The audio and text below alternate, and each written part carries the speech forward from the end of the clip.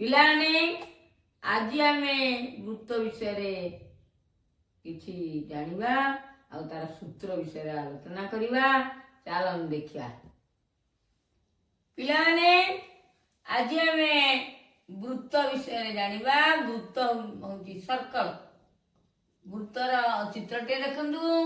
ବୃତ୍ତର ବ୍ୟାସାର୍ଧ r, ବ୍ୟାସ 2r ବା d, परिधि 2πr, क्षेत्रफल πr स्क्वायर।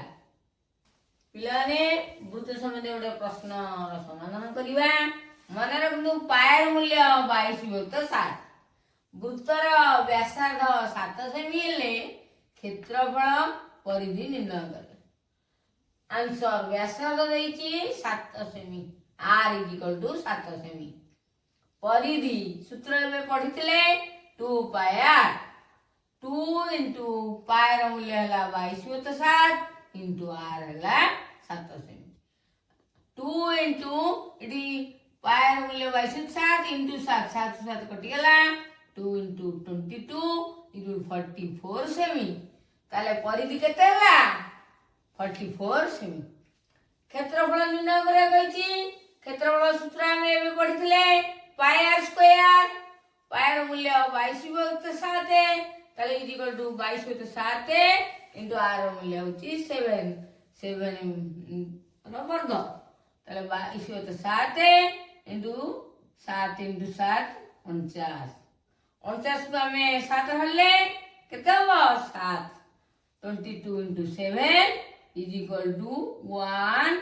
154 वर्ग सेमी, 154 वर्ग सेमी। ताले अतवे व्यासार्ध कोण वृत्तर क्षेत्रफल 154 वर्ग सेमी और परिधि 44 सेमी। बुझी पाले? मन रखे सबले पायर मूल्य 22/7 ये सबले दरकार हबो। पिलाने हमें आज एतिकी प्रश्न समाधान कले।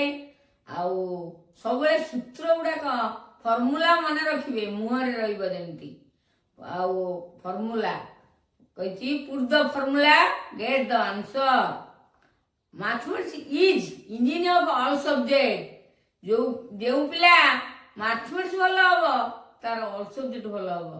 आउ देखंतु अलगा विषय थारु मैथमेटिक्स हमर तेलंगाना संसार रे नियाती आवश्यक। आमे यदि गोटे लुगा दुकान जाउछे सेही मैथमेटिक्स आवश्यकता।